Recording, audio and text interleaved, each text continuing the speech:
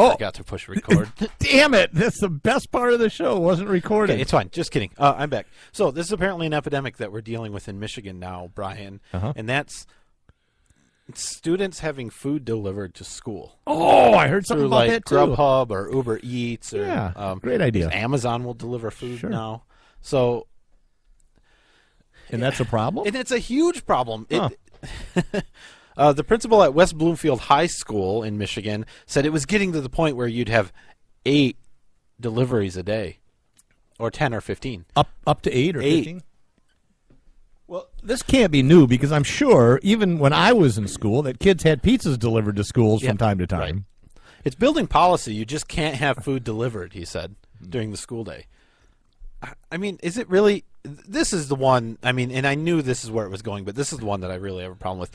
We view it as a safety concern, said, I don't know her name, Diane Blaine. Doesn't matter. Spokeswoman for Chippewa Valley Schools. Having strangers and people we don't know coming to our buildings with delivery bags. We just don't allow it. It's just not safe. That pizza box looks like an AR-15 box. It's ridiculous. So apparently it's a huge problem. There's parents that are sending food for their kids, delivery, and just horrible. And the schools, what the school said is, we have delicious food available for the students. Well, that's a matter of opinion. Yeah, no, you don't. Also, teachers are allowed to have food delivered. Oh, they can? Yeah, so the same stranger? Not every school district, of course. Yeah, exactly. So the same I would stranger can bring food for the teacher. Yeah. But not for the kids. I could see it being disruptive any time through the day, but if they did it from lunchtime, right, I think it would be perfectly fine. Yeah, what's the big deal? And so... Because, I mean, it's a public school. That's the problem. That is the problem. That's exactly the problem. But you're going to say that an Uber Eats driver can't pull up in the parking lot? Kid can go out and get it. Yeah. Yeah, well, but that was they don't want that. It's just not. You could actually have a pickup area outside the school where they drop the food off and the kid goes out and picks it up. They could somebody steals it. Just treat it like anything else, and if it becomes disruptive, then you deal with it as a disruption. Right. Otherwise, it's not hurting anyone. Well, see, the schools don't have control. They're not making money on it. They you're not being indoctrinated. You're being too independent. All of those things, right? Can't do it. You got to eat. You got to eat the government food. Eat the government food. Yep. We put the fluoride in there for a reason. And the saltpeter. Gotta get you some saltpeter. So that's it. Yeah, I think it's ridiculous. It's another. I think if you were principal, you'd put a stop to it. I would tax it. But you have to bring one breadstick to my office to have a delivery. All deliveries come to my office, so I can take the best stuff. And yeah, that's what I would do. I'm thinking about implementing that at the studio here. What? That's not fair. Don't know what to tell you. All right, let's move on. This I like. It's going to bore people, but they have their first image of a black hole, which is kind of cool. To me, it looked like a Krispy Kreme donut on a dark night. Somebody actually put a bunch of images in a Krispy Kreme box. That's funny. Pretty neat. I just wanted to give you a perspective. I will tell you the book I'm reading is Innumeracy, which is about the illiteracy of people in mathematics and analyzing data, particularly big numbers or very small numbers. And this is an idea. This black hole measures 25 billion miles across. It's huge. It's 3 million times bigger than the size of the Earth. Described by scientists as a monster. Oh. The black hole is 310 million trillion miles away. And it's bigger than our solar system. So from going from the sun out to Pluto as a radius, this black hole is bigger than our solar system. It has a mass of 6.5 billion times that of the sun. And it was photographed by a clever network of 8 telescopes around the world. And we have Katie Bowman, who's an MIT graduate student. She developed the algorithm that pieced together all the data, and everybody on their team said, without Katie, we couldn't have done this. Oh, yeah, of course. And she talked about it 5 years ago or something. And she's a cutie. Yeah. What? I mean, I guess if you're into girls. And nerds. Anyways, that's kind of cool. It is cool. It's really cool. It's I mean, if you're sort interested, of first, physical evidence. If you're interested at all, you should look into how they actually got the image, because it's not a photograph of a black hole. Right. It's a bunch of images that are pieced together randomly, and compared to other random conglomerations of photographs, including pictures of dogs and cats and things, to see if, and it's, through AI, machine learning and all that, and it compares them to see, is this reasonable? And is it the most reasonable representation of a black hole that we have based on all the data that we're piecing together? Models. Really cool. Super difficult to understand. If you look into the center of it, you can see the witch from The Wizard of Oz on her little bike. She's pedaling along. Well, it's not the witch. It's the mean lady, but she's the witch in her dream. Wizard of Oz. But old movie, you should watch it. Good news. I don't know if anybody's done the calculations yet. They probably have, but just based on the image, it appears that Einstein was pretty close. Yeah, it helped, again, support his theory of relativity and general relativity and all that. Because that was one of the problems, is we've generally accepted Einstein's predictions. There's been other tests that have confirmed it. Right, but not at the scale of a black hole. That's the thing. Will it scale out to something does it still apply something at that scale? It was the question. So it was really tough to build the model and piece the data together without letting Einstein's predictions influence it, right? Because you have to actually write a computer program that will find the image, but you don't want it to be biased. You want to find the actual image, not the image that you think it should be. It's super interesting. I mean, more than actually having an image of a black hole, I think the method of putting the image together is an even better story than the picture itself. What are you doing? Well, I'm trying to get a YouTube clip here for a soundbite for our next thing here, and it's copyright. It's taking no. You trying to get us sued with the president? Not yet. So what are you trying to do? I was going through an ad, of course, and all that. I was down here by Ilhan Omar. You're skipping stuff. Jeez. But we won't. Okay. All right. So, no, we can do copyright. I just wanted to prep it. I should have done that before the show, and I wasn't thinking. I'm not on my game today. I don't know what it is. Probably heroin. And Quaaludes. We can do copyright. What? Quaaludes. Quaaludes. Warner Brothers is reportedly planning to take legal action against the White House after President Trump tweeted a campaign video, which is off the internet now, featuring music from The Dark Knight Rises. The suit alleges they used an instrumental track from the film and without permission. And that's why I worry about copyright, because I don't want Warner Brothers or the White House suing us. Yeah, they're not going for to. Our millions and millions of viewers that listen to their copyrighted material. I wanted to see the video, but it's been removed. The video. You know what it's been removed for? Copyright issues. Oh, really? Yeah, people were playing it without getting permission. So the people that made the video, are mad. It's ironic. Fine. Take my ball and go home. Ilhan Omar gives a talk. God, I don't like that woman. There's just something about her that's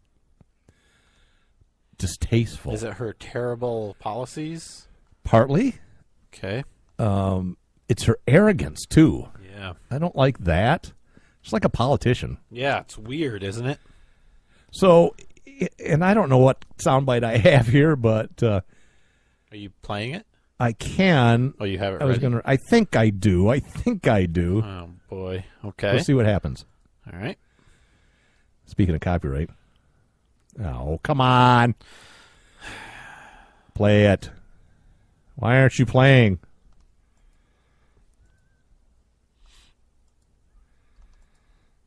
Oh, my goodness. And if it goes to an ad again, I'm going to scream. Do you need computer training? It looks like it is. I just need a new laptop that's faster and friendlier. Oh, yeah. That's what it's doing. That must have just became an issue just recently? Oh, it's It's just... not something you've been dealing with for a long time, For right? a long, long time. Oh, okay. But why don't you give me money for a new laptop, and then we can talk. No. Maybe as a retirement gift. So I'm going to get out of here. Yeah, let's skip that. And well, no, I can see what she said. This is what I hated. Well, I know. I mean, skip the soundbite. Okay. Anyway, she gave a long speech at a fundraiser, and one of the things that she said, she's also a supporter of CAR, which Care. is CAIR, CAR, American-Iranian Relations. And some people consider it a terrorist group because they affiliate with the Muslim Brotherhood and Hamas and all that. And they say, no, we don't. And listen, we only get $3 million in campaigns. We can't do anything. But anyways, she likes CARE. And she says, CARE was funded after 9/11 because they recognized that some people did something and that all of us were starting to lose access to our civil liberties. Now, yes. Some people did do something. She's not wrong. But what she didn't say was a group of Muslims, for religious reasons and political reasons, killed 3,000 people by flying planes into the World Trade Center, causing them to collapse. And that's the official story.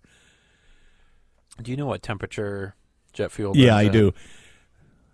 And what the temperature is really, it's hot. And what temperature steel melts at? Yeah, it's amazing how it works out just perfect. Some people It was aliens. did something. So she glosses over that, and she got a lot of feedback, a lot of blowback from that. Those feedback. Yeah, blowback. I mean, I would think even from Democrats, right? I would hope. Let's see, Dan Crenshaw, representative. Not a Democrat, no. He's a Republican, and he said something like, first member of Congress to ever describe terrorists who killed thousands of Americans on 9/11 as, quote, some people who did something, unquote. Unbelievable, he said. And I agree. I just wanted to bring that up and point out that I don't really like her. Well, that combined with And her other rhetoric, it's really anti-Jew. telling. Yeah, she is, but very much the so. comments that everyone got angry about, I don't think were that bad. What was that? Whatever she said about we shouldn't fund their government, or the Republican Party is funded by Israel, or whatever it was. Israel's a big lobby. Yeah, Give I lots didn't of money think to it was. I didn't think that was the worst thing she said. This might be the worst thing she said. Do we want to get into the Pittsburgh thing, or do we want to... See, I got another soundbite, but I didn't really do it well. Damn it, I'm just terrible today. I'm leaving the show right now. Wait a minute. There's a lot of applause. What I'm wondering... Wait a minute. Where's the applause? That's good, right here.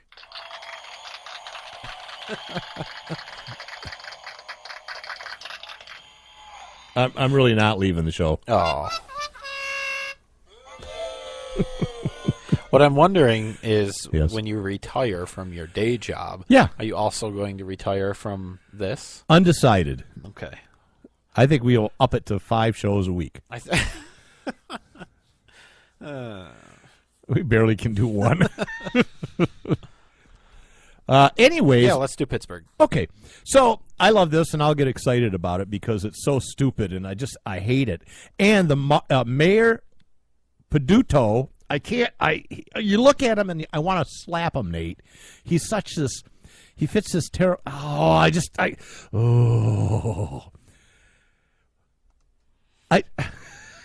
He's just such a liberal, whiny little hippie kind of guy. He's got this big white beard. He looks like a college professor. Yeah, and his hair is pitch black. Well, he's got the curly mustache, too, which is kind of cool. But it's a salt and pepper beard and mustache, and he's got jet black hair. Yeah, he really does. That's natural. And he's got this very smug look, and I just want to slap his face because I like his mustache. Okay. Although it looks like he has a couple different styles. Sometimes he points it down, sometimes it curls out.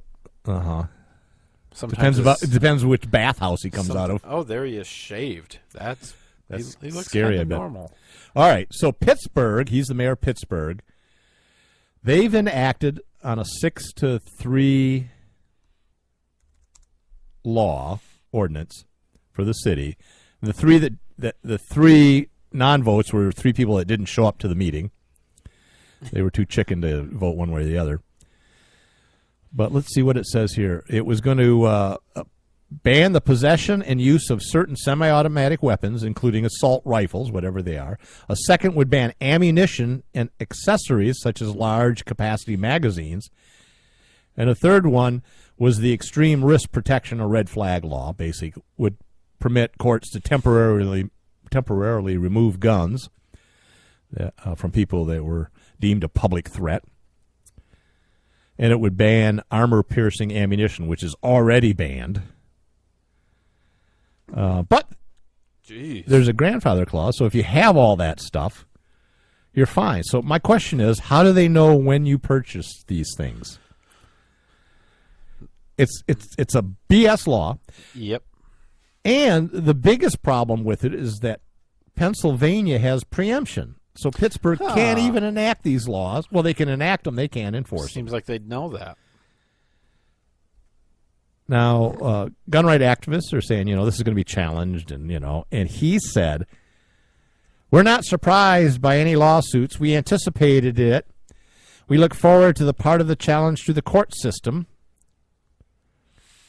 He offered assurances to city residents that they will not be burdened with the lawsuits because a legal team from the nonprofit gun control organization Every Town for Gun Safety will fund us.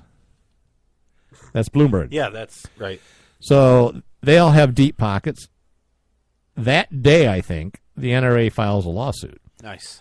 Now, they also have deep pockets. They want to challenge this. They know it's going to go to court. They figure they're going to lose. They're going to appeal. They want to get it before their Supreme Court in Pennsylvania because they know that they can change the law because they're in the right. Yeah. We're in the right. You can't carry these kinds of guns in our city. There's no purpose or use for those guns. And we're right. It's almost like God is on our side. But he probably doesn't believe in God, which is fine. Everybody's free to do what they want.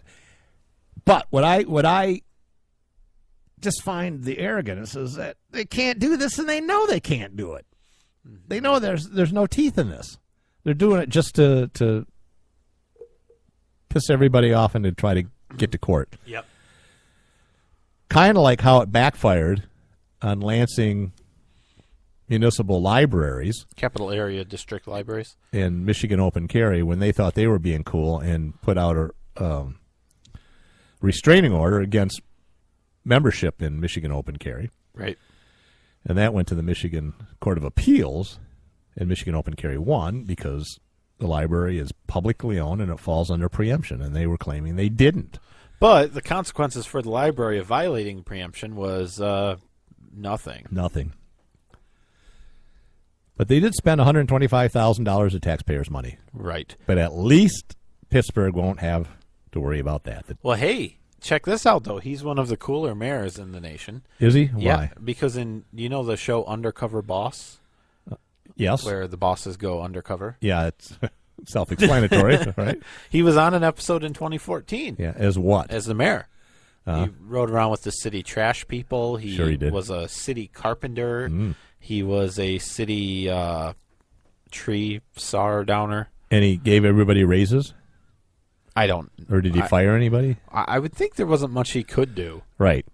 He was like, well, I'll talk to council about that. Yeah, I don't know. I'm thinking about trying to get on Undercover Boss for the operation we have here at the studio. Oh, I don't think you can fool me. I think I'll know it's you.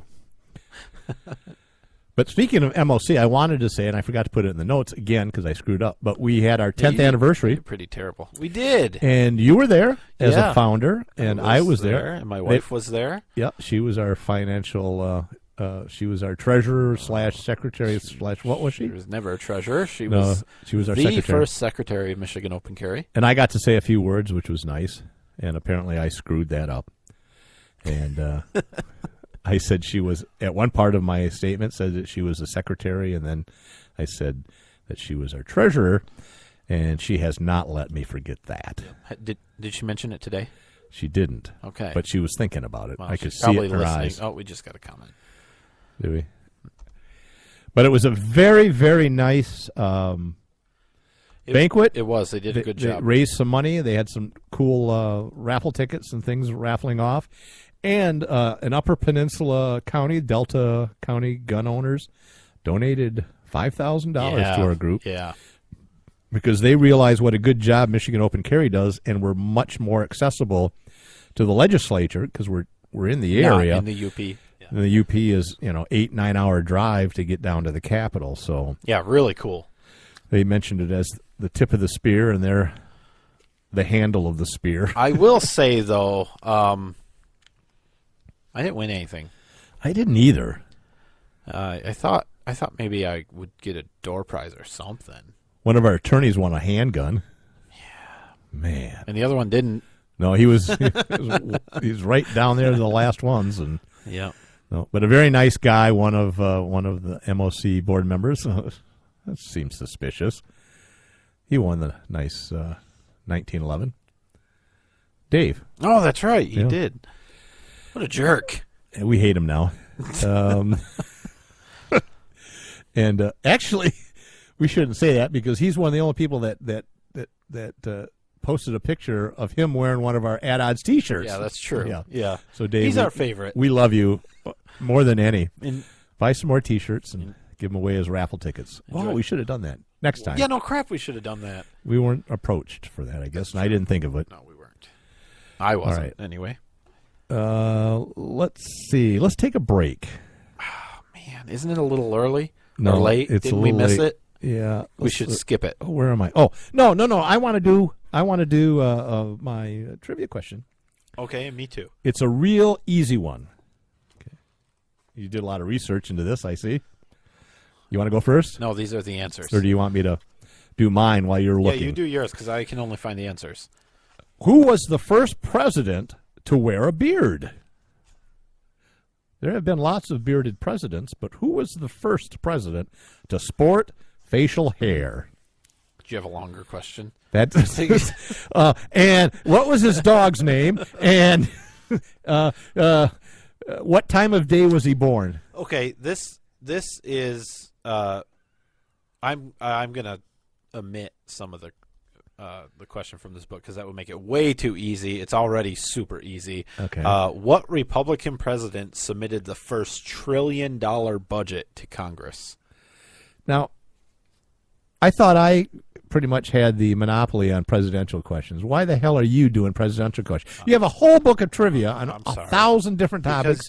Because the and question. You because do the a question, presidential question. This is presidential trivia book. No, it's not. No, you're right. It's American trivia. Yeah. And, okay, I'm sorry. What Las Vegas hotel has replicas of the Statue of Liberty and the Empire State Building? The Beaumont. Okay. No. I don't know. Stop it. I don't know. All right, we'll be right back. Lock it in. And rip the knob off. Red State Talk Radio.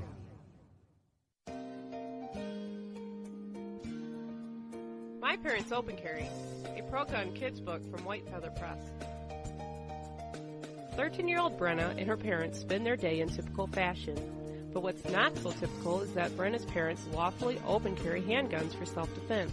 And the Strongs join a growing number of families who are standing up for their Second Amendment right and bringing gun ownership out of the closet.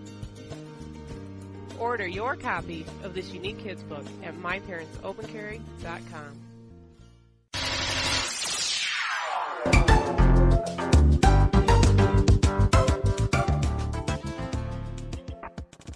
You know advertising works, and as you listen to this right now, so are others. Advertising on the internet is a proven way to get your message out there. So if you have a business or some message you want to get out, why not advertise on At Odds? Our rates are reasonable, and we can create and record an ad for you at no charge. If you already have a 15, 30, or 60-second audio ad, we can play it on our show. At Odds can be heard on Red State Talk Radio, Spreaker, Stitcher, iHeartRadio, and you can watch it on our YouTube channel. You can mail us at talk@atoddshow.com, and we can discuss and personalize an ad campaign for you today.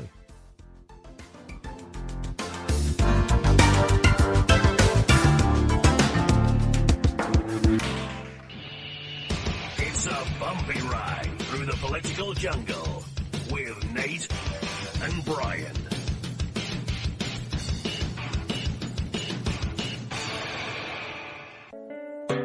Whenever I'm feeling a little down under, I can always count on Nate and Brian for their interesting perspective on topics important to freedom and civil rights by listening to the At Odds Show.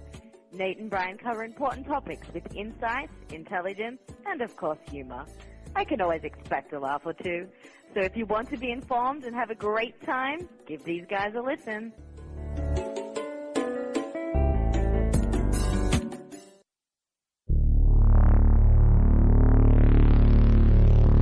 At Odds.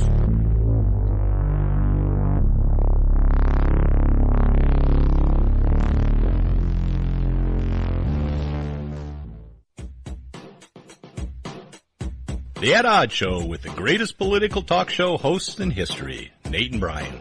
And it's sad that they actually believe that. So give a listen because the delusional need love too.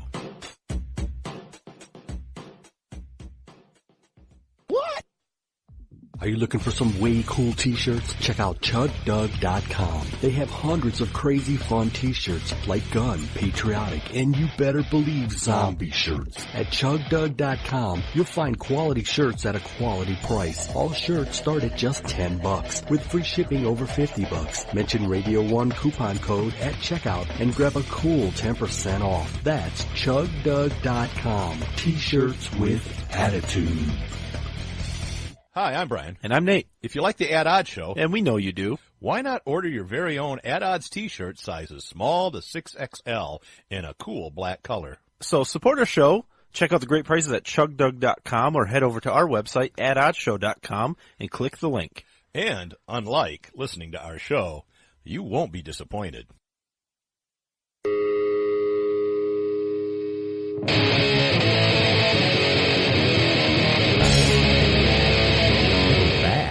We are back. I'm Brian. I'm Nate. You're listening to the At Odds Show. Thank you for that. We have our trivia question. It's an easy one. Who was the first president with a beard? We had some guesses from online. Oh, yeah. We had John Adams. No. We had George W. Bush, Donald Trump, James Monroe, Abraham Lincoln, Benjamin Franklin, Thomas Jefferson, George Washington. One of those was correct. Benjamin Franklin?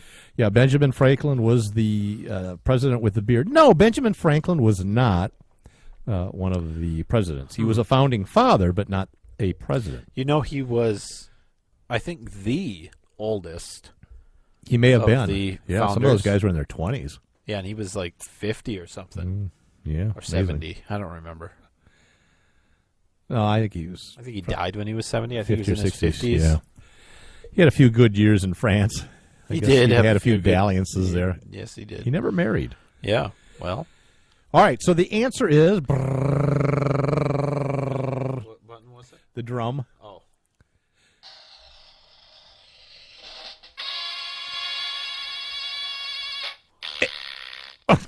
Abe Lincoln. Nice. Now, a few weeks First one before to he have a was beard. elected president, an 11-year-old girl named Grace Bedell sent him a letter urging him to grow a beard to improve his appearance. He was not an attractive man. That's hilarious. Lincoln responded and said, "I'll make no promises." Within a month or so, he grew a full beard. He was the first president to have a beard, and there have been few presidents since him with beards.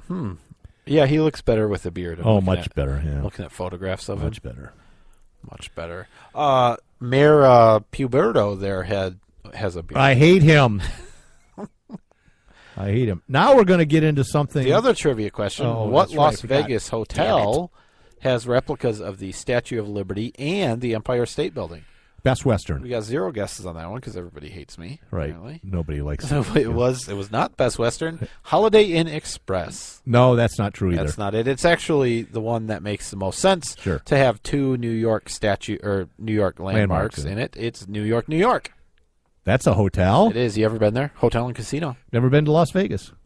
Really? Been to Reno, the biggest little city in the world, Yeah. but never Las Vegas. Reno, Nevada.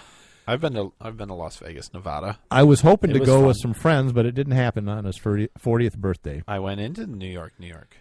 Did you? I did. I stayed at Bellagio. The which is Bellagio. Very nice. I had a yeah. fountain view room because the Bellagio famously has the fountain out front that does things. Like fountains are apt to do. They had water. Some people did some things. All right. Let's get into this meaty topic because this is the one that hits you so close to home in your points of view. Oh, no. New York City. Oh, you're skipping all sorts of stuff. Where are we? Okay, I'm I with skipped you. one thing. And it was only one line. Right. All right. So New York has ordered mandatory vaccines for some areas amid their measles outbreak. Yeah, this is really good. I think this is a good thing. It was a good move. Health officials ordered nearly everyone in a heavily Orthodox Jewish New York City neighborhood to be vaccinated for measles or face fines. Now, those poor Jews, they're singled out again because they're God's chosen people. I mean, this is like Berlin and Warsaw. Oh, we're gonna get the Jews. Yeah, it's Really not that. It's insane. the fact that a lot of Orthodox Jews don't believe and want to get vaccinations, And that's although a lot of them fine. do. So it's like the Amish in the U.S. Oh, well, New York is in the U.S. And you know what we should do, Brian? Make them do it. We should either make them do it, or we should believe in individual liberty and make them make their own choices. Well, because you this is- understand the people that are vaccinated, very near 100% of people who get their full vaccination are immune to measles. So it is a non-issue. Let me for give you nearly 100% Hey, of the people who shut are up. vaccinated. I want to tell you what the CDC says, Tell and me- I'm going to tell you some of the numbers and Tell why me. it's so important. Tell me the numbers. All right. So the CDC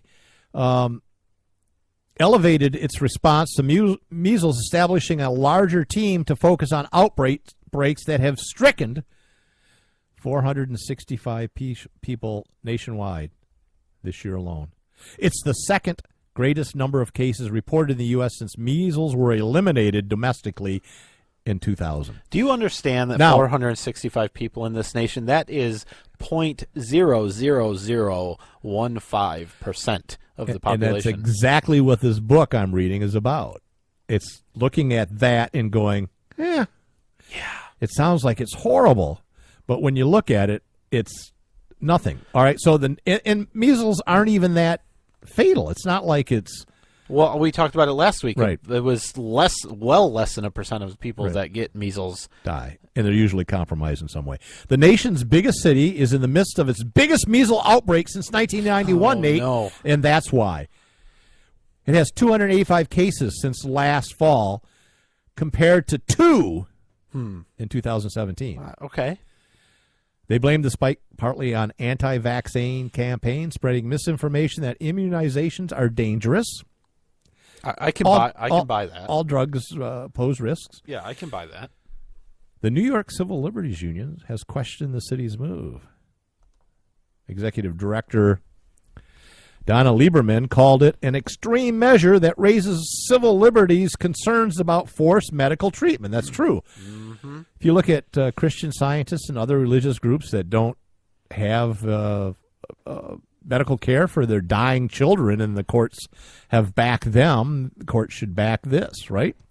I think so. The difference that people argue is that you put others at risk. So when somebody doesn't have their kid treated for cancer, only the kid is harmed. Where if you don't vaccinate your kids, the potential is that there's harm to others. So there is a slight difference there.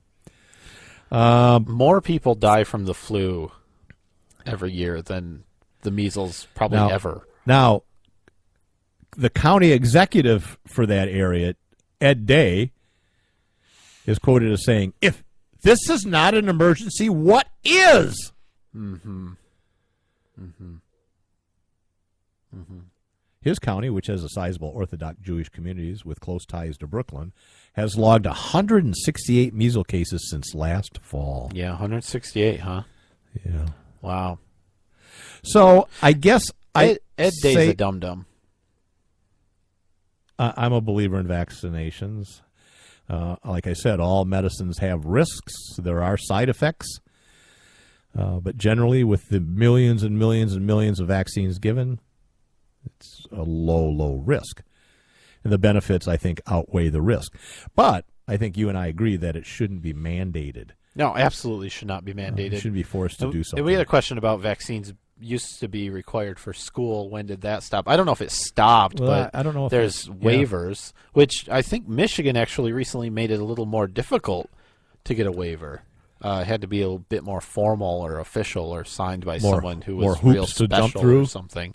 So, I mean, it's generally still required for public schools. Another problem with public schools, right, by the way. But, I mean, well, when you homeschool your kids, you're not exposing them to other children. You're less likely to get disease. We're talking about when you have a civil war, and then all those kids that don't have the immunity build up by interacting with other people, they die. Oh, I got you. Yeah, during the U.S. Civil War. Sure. Mm-hmm. Yeah. People walk around every single day with contagious illnesses, and we don't say that we should quarantine. I mean, the flu, right? Right. That kills more people. More people than measles. More people than measles. Right. Way more people. More people die from the flu probably than get measles every year, especially in an average year where there's not 400 cases, which, again, 0.00015%. You got to look at big numbers and see what they mean. It's ridiculous. Absolutely ridiculous. All right. We agree kind of on that. We do agree on that. I also believe in vaccinations. I know you do. All right. Good news, perhaps, for Michigan. Except for the flu shot. I don't get that one. It's not really a vaccination, but that's a hit or miss. Yeah. They're gambling on what strain. I get it every year because I'm an at-risk person. I have never gotten one. I also get the pneumonia vaccination. I only get the flu once a year. Because I'm over 60. All right, so... Once a year, did you? Pneumonia is every 10 years. No. I said I've never gotten the flu vaccine, and I only get the flu once a year. Oh, I know. It's great. So you're doing about 50-50 then, right? I don't know. You should keep reading that math book. That's why I'm reading it. All right. Good news potentially for Michigan. House Bill 4434. Let me give you some background. In Michigan, great. If you have a CPL, a concealed pistol license, you can carry concealed. But sometimes, being human, sometimes people would forget to renew their license, and they didn't know it. So in a scenario like this, if I forgot and my license expired 2 weeks ago, and I get pulled over and I tell the police officer, "Hi, I'm carrying a concealed pistol," which I have to do by law when I'm lawfully You have to incriminate stopped. yourself, yes. I give him my CPL, and he goes, "Oh, that's interesting, Mr. Jeffs. This expired 3 weeks ago. Step out of the car. You're under arrest for carrying a concealed weapon. Mandatory 5-year sentence and a felony." Felony. And some people were getting hit with that. Literally for not paying a tax. Right. Because to renew, you don't have to take the training or anything. Yeah. You literally just have to pay a money. fee. Yep. Now, it's a little easier now because there was some changes to the law a few years ago where at least now the county sends out 6 months in advance a letter saying you can renew online, you can come in and do it, and they give you a warning and a heads up. And the online renewals make it nice. They didn't used to do that. I haven't done it, but I did it recently. It's kind of cumbersome. It's not a very user-friendly Well, I'm confident system, that if you were able to figure it out, that anybody can do it. Anybody. I got 3 CPLs in the mail. I don't know how that happened, but all with different pictures and names. Right, I don't know. But anyways, so what this bill would do would reduce the punishment for carrying with an expired CPL from a 5-year felony to a $330 civil infraction, provided that the license has not been expired for more than 1 year and the licensee is still otherwise eligible for a license. That means they haven't been arrested or convicted of any crimes. And it allows the fine to be waived if the licensee renews their license within 60 business days of the citation. Didn't this bill come up last year? I don't think it did. I think this is new, but I'm not positive. I know Tom was talking about it, the president of Michigan Open Carry. Something like that. Maybe he didn't get out of committee or whatever. But Joel Fulton. What? Well, this hasn't either. I think this has been. No, I think the same thing came up last year. Did it? I don't remember. What are the chances of our governor signing it? I think pretty good. I think 0. Okay. I think pretty good. Okay. It makes sense. You want to bet $1 million? I don't want to bet $1 million. Okay. I want to bet $2 million. I don't have $2 million. Sorry. See? Got to hang out with the rich boys like me and my buds. Just can't. All right. So I hope that gets through both houses and goes to the governor's office. Yeah. It's really kind of a no-brainer. I mean, it really is a no-brainer. It's one of those, though. It's kind of bittersweet to me. Like I have that trouble. You have to do it. I have trouble really fully supporting it because, it's a bit of an acknowledgement that licensing's okay. Not necessarily. It's making the licensing penalties better. Yeah. All right. Yeah, I'm good. I'm good with it. I mean, I think it's a step in the right direction. Well, I'm glad. I'm all about baby steps. You know me. Michigan Open Care will be glad to hear that you're behind it. Yeah. Reluctantly. I mean, it means a lot to them, I'm sure. I know. That's what I'm saying. I'm sure it really does. Yeah. Nate, who? What? Our friend Danny said that it does have bipartisan support. That's good. I don't know if the governor supports it or not. She's bi. Oh no, that's the that's the lieutenant, the attorney general. No, she's just gay. I'm sorry. Oh boy. Write letters to Nate at Open Carry. Oh, that's terrible. All right, let's move on. We're out of time. Yeah, we are out of time. I guess that's it. See you next week. All right. Bye bye.